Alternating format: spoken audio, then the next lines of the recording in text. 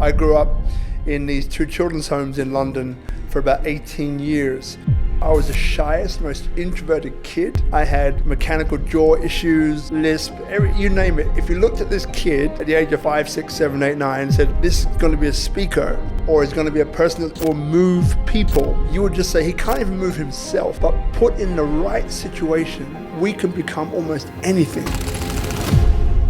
As I went through the bullying, the racism, there was this one place that people couldn't get to. I strongly believe the purpose of our lives is a reflection on the challenges we faced growing up. You can create your own history by doing what you do now. What I believe my life is about bringing people together across ideological, racial, socioeconomic, and very real barriers to create projects that can inspire all of us. Today is the first day of the rest of your life. You can choose to make a change in your life today. It's a thought, I want to be that, and then starting along the road of taking physical, mental, emotional action to make it happen.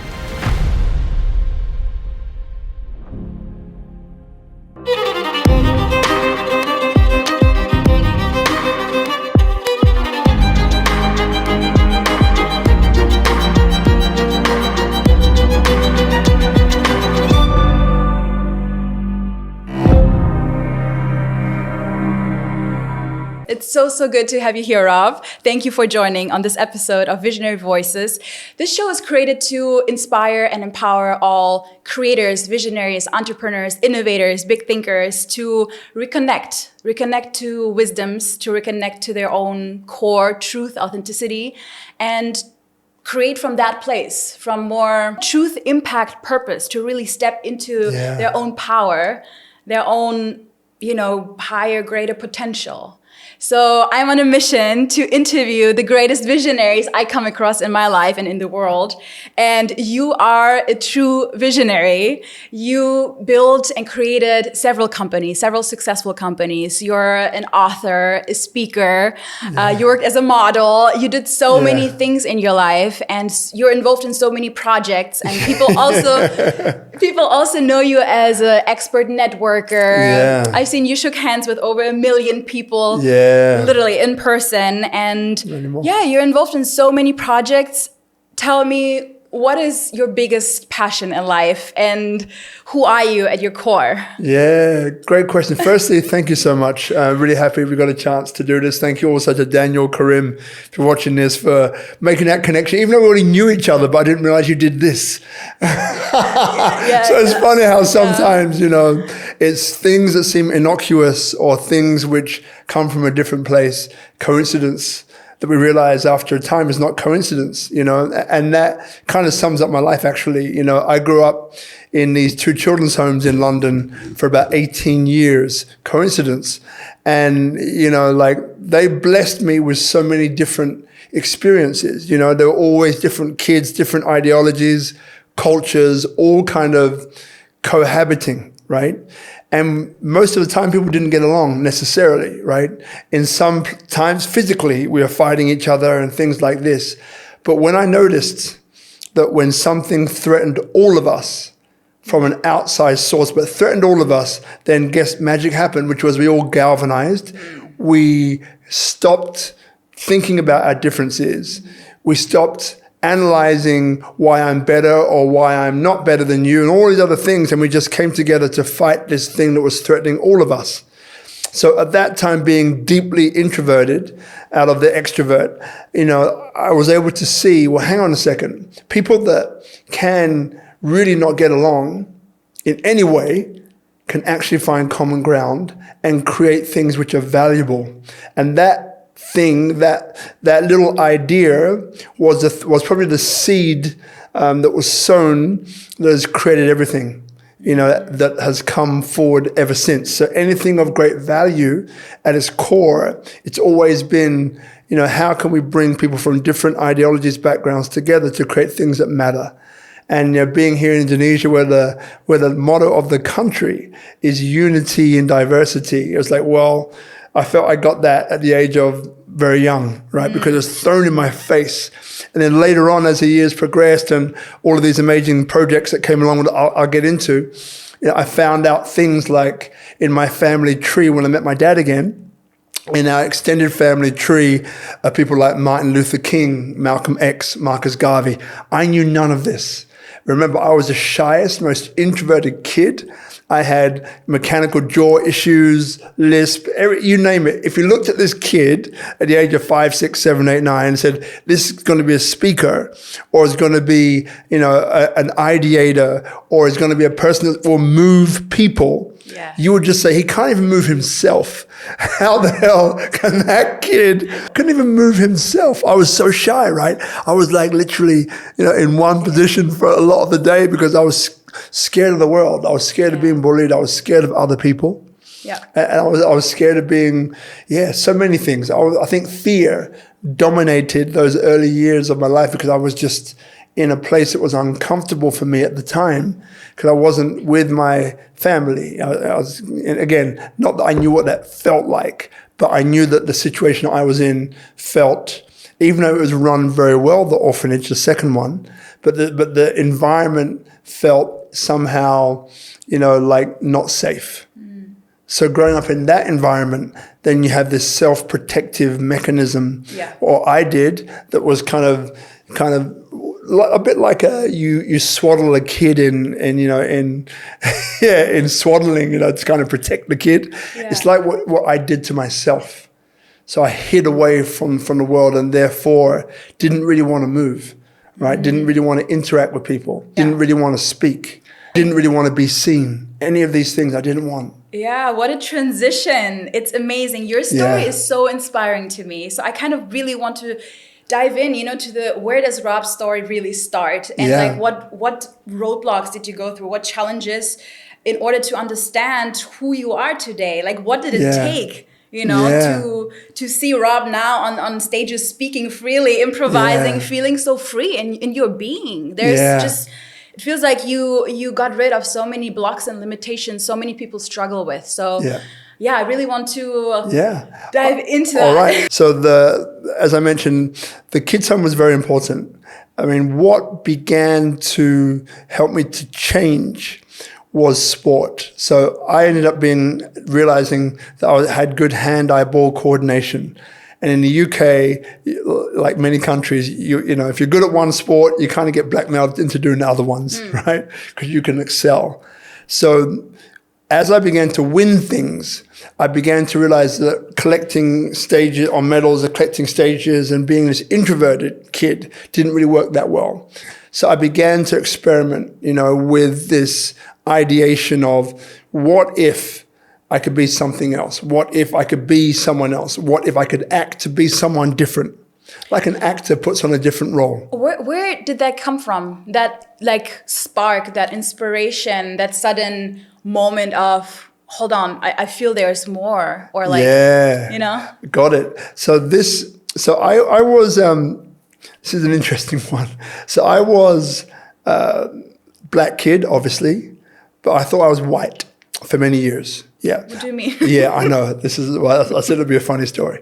So what it is that, there's two important stories. So one is that even though the children's home was pejoratively black, I was the only black kid at school for the first 13, 14 years or so.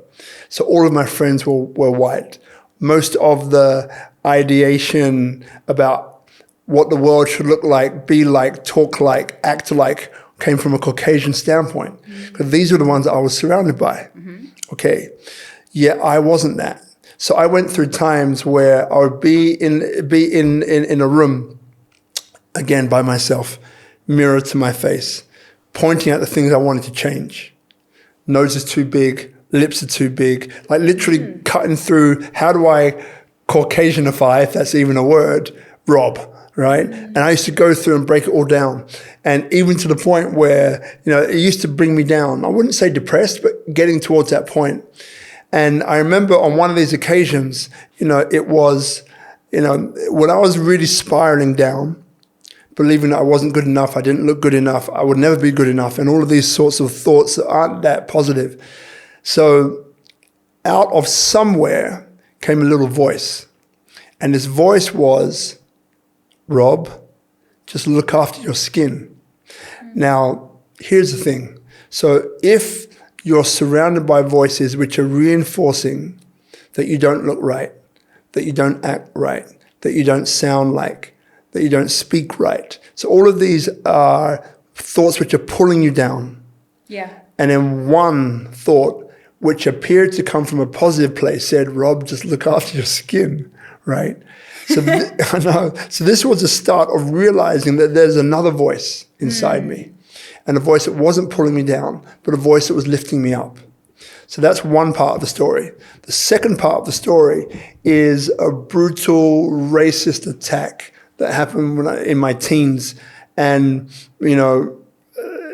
let's just say that the end result of it was me wanting revenge. The end result of it was me thinking, feeling, acting like a coward. The end result of it was me, in this fight situation with about 18 people that were all older than me, I thought I would respond differently. And a friend of mine basically almost risked his life for me, is what it felt like. So I just felt horrible, right, inside. Because by that time I was a bit bigger, a bit stronger. But these were adults and I was still a teen, a kid, right? In the days that followed, 3 days, anger, all of these fears, all of these revenge. On the third day, I remembered a course in history, and we studied the 100 Years' War, which was that going on in Palestine, right, Israel, and the kid in the back of the class with me at the time put his hand up and said, "Miss, 100 Years' War, yeah, because it can't be the same people fighting, can it, miss?" I missed it. I didn't understand. I laughed like everybody else. But then I realized 3 days later exactly what he meant. The 100 Years' War is not the same people fighting. It's the same thought that's carried on from generation to hate, to pull people out, to draw people out, to put people down.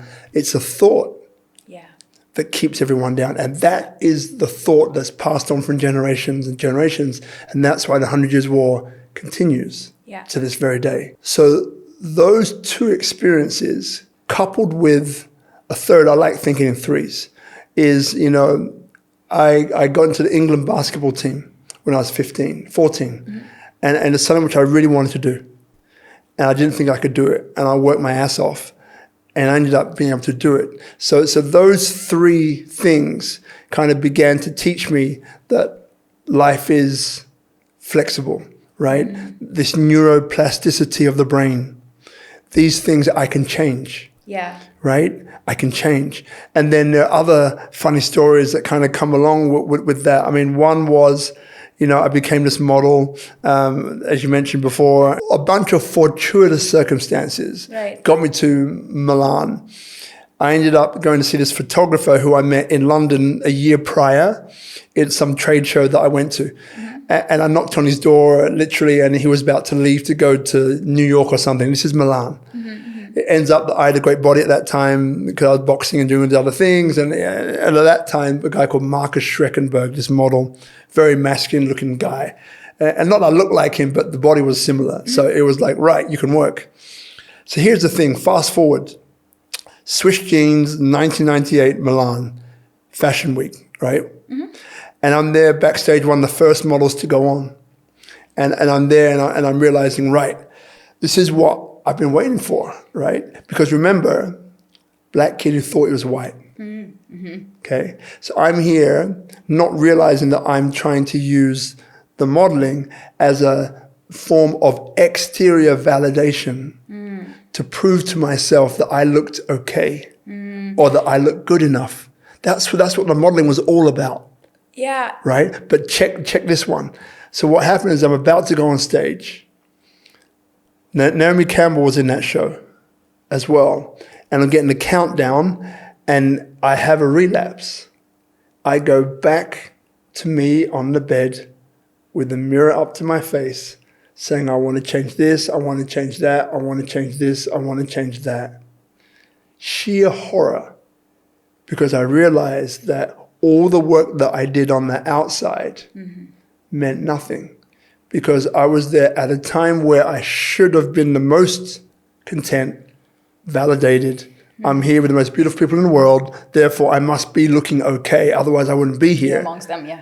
Yet I felt the smallest, ugliest you could ever see and find. So at that point, and I bluffed my way through it, right? Because again, this is the extrovert, right? Got it. Yeah, but the point was I never forgot that moment and realized that, yes, exterior validation is one thing, but it's not the thing. It has to, if it's not on the outside, it's the inside out, not the outside in. And then my life took a different journey, meditation seminars, classical Indian meditation, courses, self-development, all the things that layered on top of that came from that experience. Wow. Yeah, your story is very interesting. And it's very easy in those circumstances to think and fall into this, negative thinking pattern of life isn't fair. Why was I abandoned, for example? Yeah. How did you deal with that pain, or how did the pain of abandonment in this case, or of other difficult situations growing up in care homes still propel you forward? And how did you find that inner strength, that resilience? Resilience is built over time, right? But how did you find that inner strength in these really, really low moments? Yeah. When you're completely on the ground and just life isn't fair. That's not how it's supposed to be. Yeah. Great question. I mean, look, there's a course called Landmark Forum, right? Which is global, actually. It's a conversation that goes on, I think it's 2.5 days. Yeah, from memory. And through doing this, having this conversation for 2.5 days, I did a lot of self-development stuff. That was probably one of the most impactful, because what I realized was the following. Growing up as a kid, not feeling safe, there was always part of me inside that I kept wrapped up, as I mentioned earlier on, like heavily wrapped, like a place where, from this perspective, no one would ever reach. So it was this protective mechanism that was like, no matter what happened, no matter what said, no matter whatever happened, they would never get to that point. It was a place where I used to protect, like my life depended on it. Okay. Because that's the only thing you had left, basically. It was the only constant that I could rely upon, right? So here's the thing. And I used to say, and this sums it up, I was born alone, I'll be in the world alone, and I'll die alone, right? So that, at that time, was heavily kind of my motto. Here's the thing. So as I went through the bullying, the racism, all these isms, of which are quite a bit, there was this one place that people couldn't get to. And then with sport, things like rugby and things like that, the anger that I kept inside with it, I could find a way to get that anger out. Right. Legally. Okay. Yes. So you found a way to cope with the anger, the revenge crave for unfairness. But I want to talk more about that place that you protected. Yeah. What is that place? Yeah. How would you describe that place that you saw? Yeah. So, good question. So, this is how it was revealed to me, right? So, what I realized was that, and we'll get to your answer in a second. What I realized was that this place that kept me alone was really good at dealing with life, in a sense of, people couldn't hurt me because there was one place inside they could never reach. Here's the thing. So when I kind of wanted to get into relationships, intimate relationships with other women, what I realized was that I would get to a certain point and then I would not freak out, but I would push them away. This kept on happening through relationships for about a year. And then I realized that, to my horror, that because I would find fault in other women, fault finding. Oh, if she was that enough, if she's this enough, that enough, we'll be fine. What I realized was the common denominator was me. Mm-hmm. And then it was shown to me that I had attachment disorder. So attachment disorder, there's many types of attachment disorders, and you're way ahead of me. It's just a disorder which, again, when you're usually in your formative years, you don't feel that someone has really got your back. To cut a long story short. And at some point, you will be abandoned. Yeah. So what you tend to do is that you tend to push them away and abandon them first. Yeah. So you maintain the control. So you prevent yourself from pain and suffering. Yeah. Got it. Now, going through that and realizing that allowed me to see all of the pain that I've been holding inside before. Yeah. And sport was very good because it helped to not alleviate, but help to vent that anger, help to vent that pain. And, where did that pain come from? Yeah, I mean, it's tough because, you only know what you know, and you do the best you can with what you know, no matter how great or small that may be, right? Yeah. So for me, it was just one of those things which was always there within me. It was something which I just knew I couldn't trust anybody. And I just knew that I couldn't trust anybody. I didn't feel like I could trust anybody. You couldn't? And I couldn't. Yeah, that was a feeling. Right. Right? Which is this abandonment disorder. Right? That's what it was. That's what life showed you very early on. Very so that's early what on. you knew. So I just relied on myself. You know, I took things from people, lessons and this and that. But when all came down to it, I had an inherent sense of the only person I can rely upon is me. Yeah. I was born alone. I'm in the world alone. I'll die alone. So I may as well get used to being alone. That's so interesting. So I keep seeing actually a certain pattern, not with all successful people, but especially entrepreneurs that are more willing to take risks in life. And I kind of want to dive into the correlation of suffering and success and building character as well. Yeah. What is your take on it? Do you think that people that suffered a lot and very early in their life have more risk tolerance? I mean, they built very early on more risk tolerance, more suffering tolerance, more pain tolerance. So later on in life, when they do have crazy ideas, are they more willing to actually go over a boundary, go try it out more, go take a bigger risk? And I mean, their tolerance is already stretched. Their suffering tolerance is also more stretched. They're more immune to, challenges, basically. Yeah.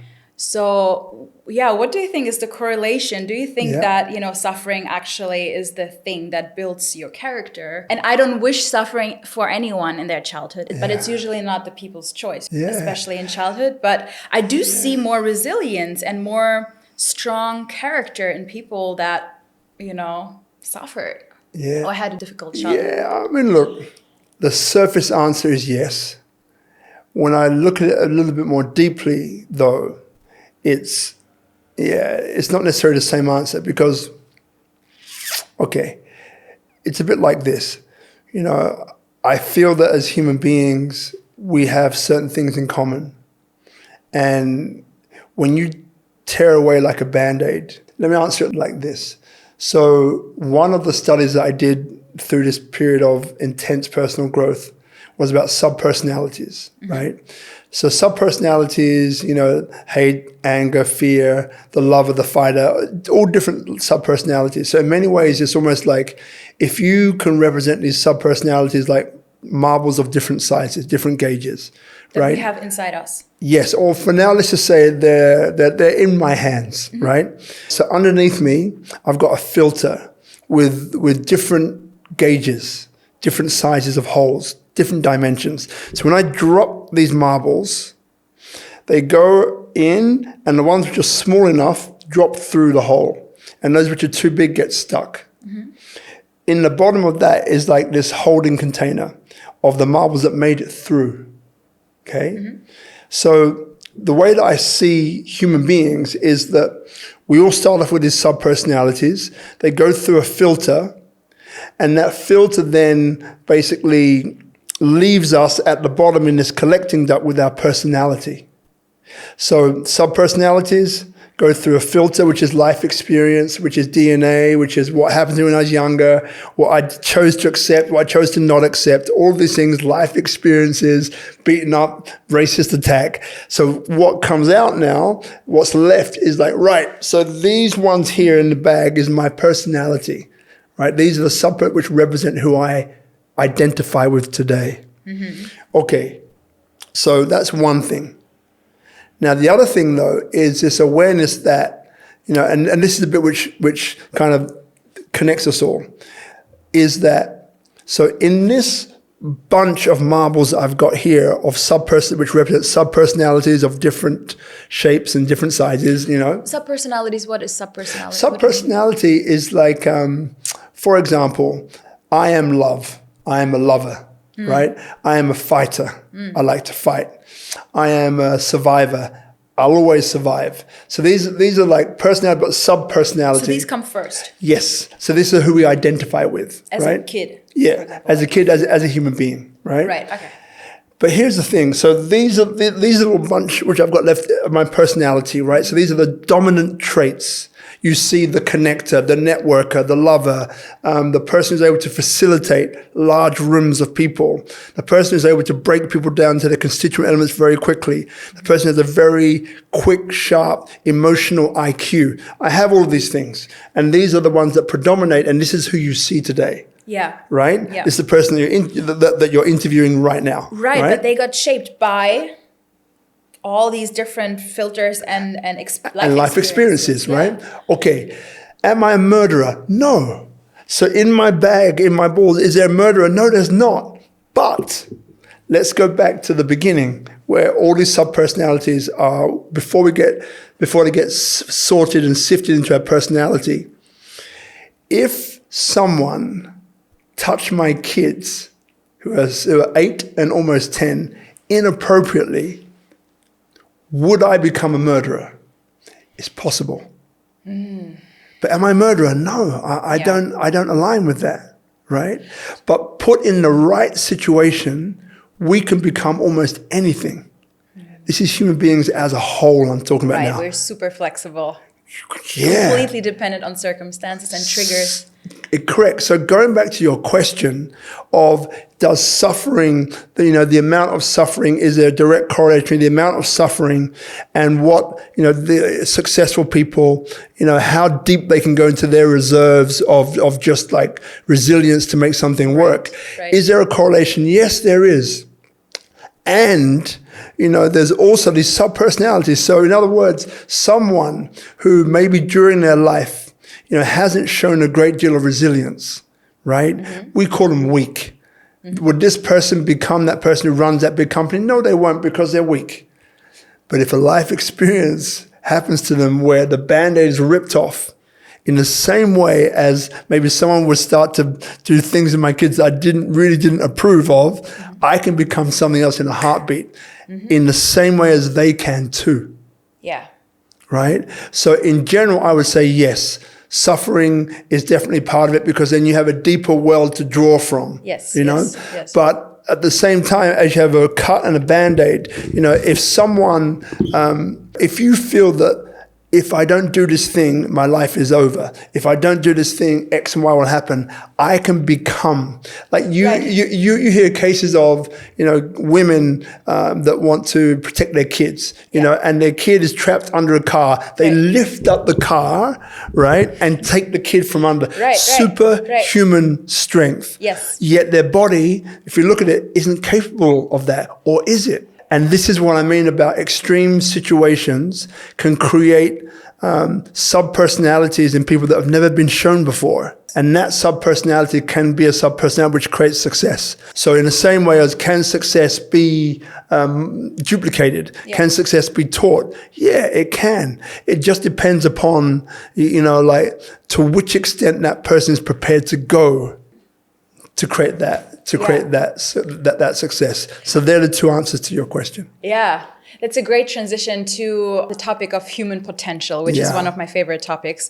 If everyone has this potential for anything in them, what in your eyes is human potential, and how do we find our own greatness? How do we tap into our own higher potential, our higher vision of ourselves, into our, who we truly want to be? Yeah, it's because, for all the answers that I've given already, I have low times too. I have times where I doubt myself too. I have moments where, I consider, am I going to be able to do this? Whatever is in front of me. So it's not about, I walk around with this, I'm going to win at everything, I'm going to succeed at everything, and so on. It's not like that, right? So, but what I find is that in those moments, where it is on the line, it's like, for me, the kids in the children's home, one guy got shot in the head, dead. I have so many stories that didn't seem fair that happened around me, and some success stories too, by the way. But it's like, when I'm really deep into the trenches, it's like I have those 18 kids on my shoulder saying, you can do it, you have to do it, don't give up, keep going, right?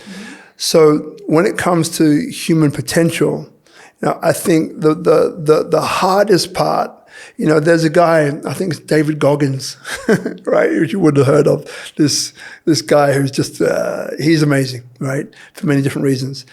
But so I'm doing this pull-up challenge, right? Where you go and you do these pull-ups. I want to reach 25. And I'm up to 20 something, and I go down, and I'm up to 20, and I go down. So it's a bit of a battle.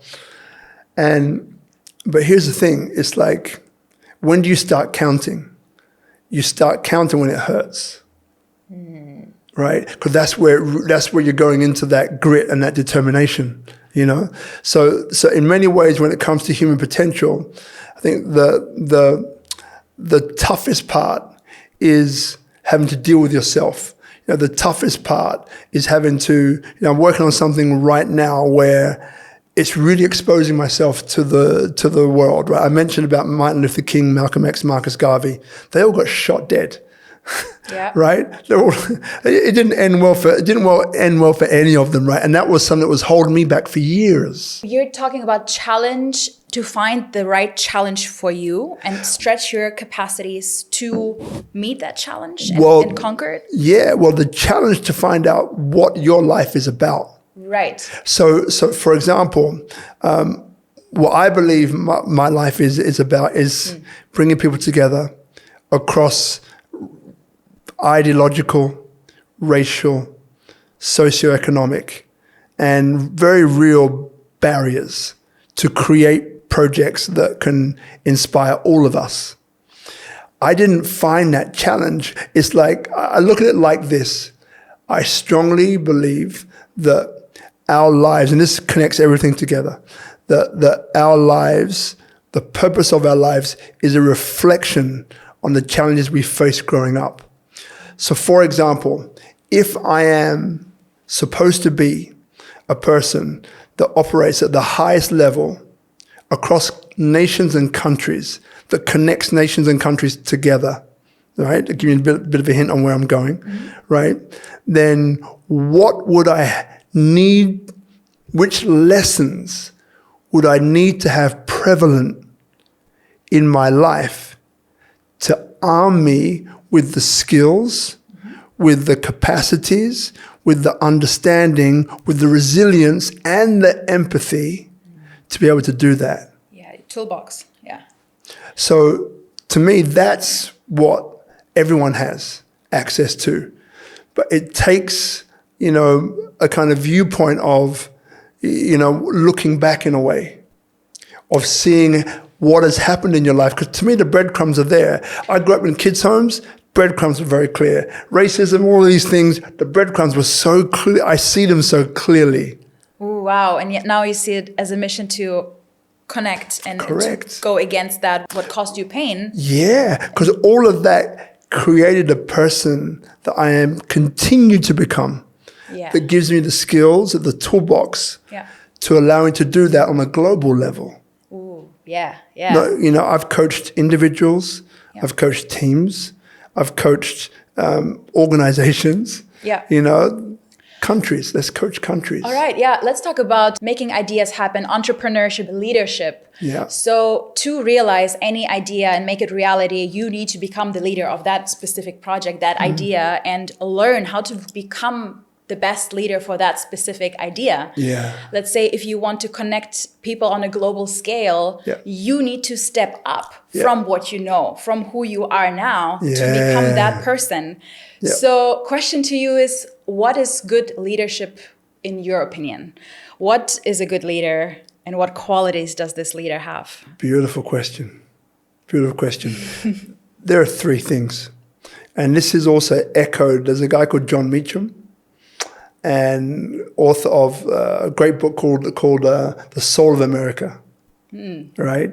And I have this conversation with my beloved Marina a lot as well, and it's funny. So there are three things which I think are really important.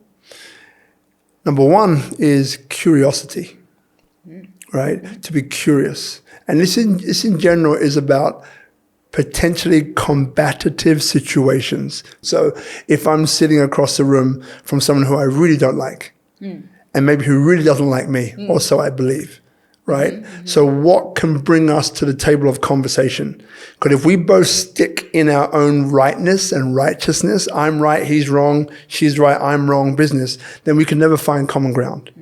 Right? So this is leadership in this specific situation. One is curiosity. So can I have curiosity of why is it that person thinks the way that they do?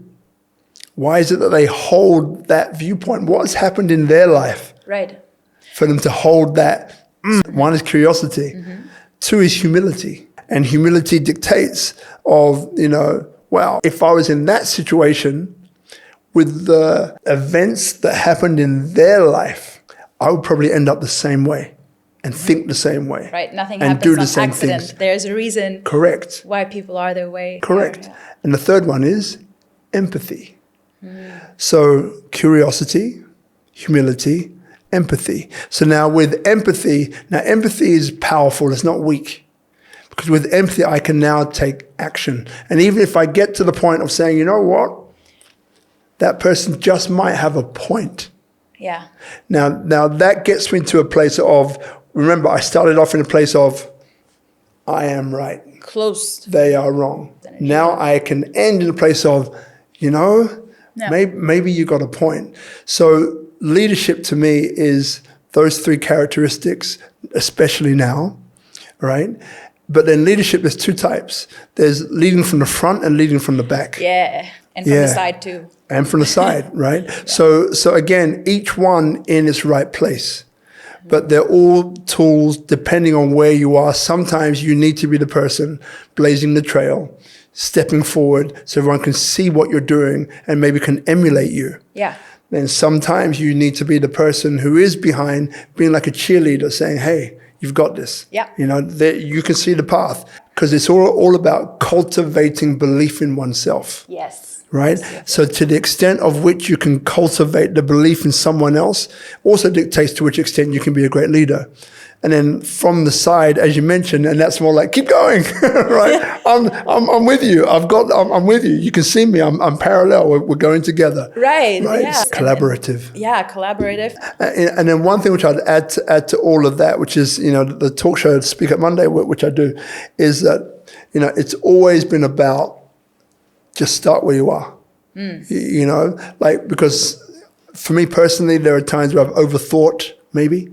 Not maybe have for sure, as opposed to saying just put one foot in front of the other. Yeah. So just start from where you are now, knowing that in a year's time, 2 years' time, 100 episodes, 10 episodes, you're going to be better. Yeah. So just learn. I love it's mastery, basically. Mastery is this pursuit of just incremental improvement. And sometimes it's like snakes and ladders. So sometimes it means that you have to take 2 steps forward, 1 step back. Keep going.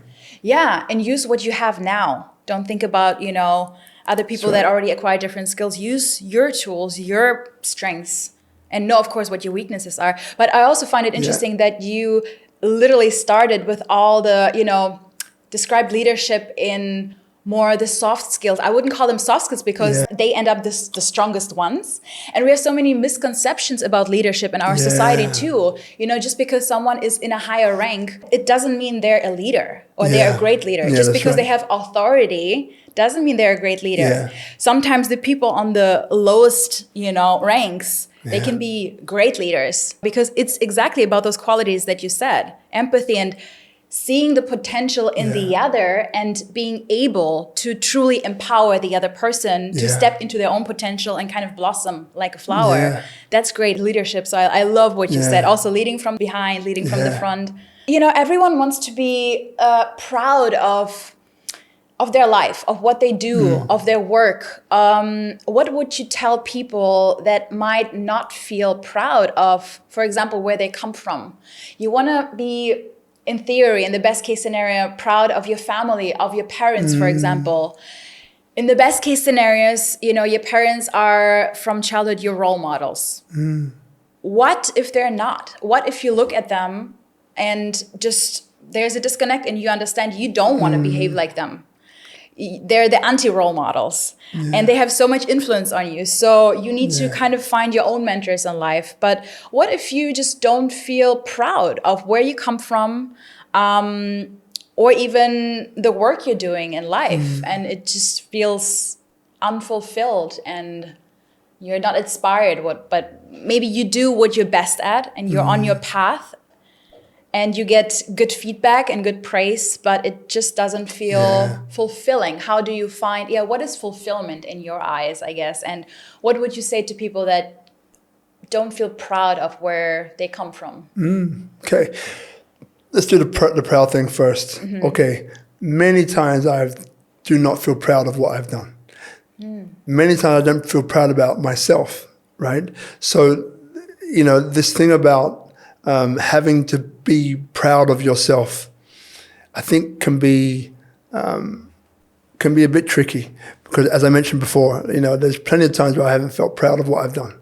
You know, so the first thing is that if you don't feel proud about yourself or proud about what you've done, it's not the end of the world, right? You can still move forward from here. Okay. So there's I call it the 3 pillars of purpose that I stumbled across years ago. And it's a powerful place to stand. Neither is more important, impactful than the other, but it's just a powerful place to stand. So number 1 is having no purpose, right? So I found myself quite many times in life of having no purpose. So I just went for what lights me up. What do I enjoy doing? What do I love doing? Is it walking? Is it running? You know, like what lights me up? And decisions were made based upon that. On those decisions, you know, I ended up working for MTV in Italy. On those decisions, I ended up modeling with Naomi Campbell. So again, it's just, I was following the bliss. Excitement.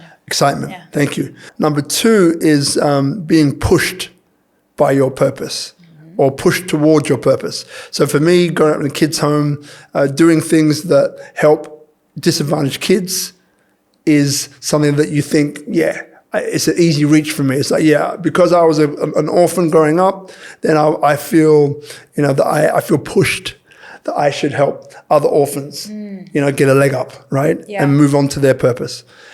That's the second. The third one is to be pulled by your purpose.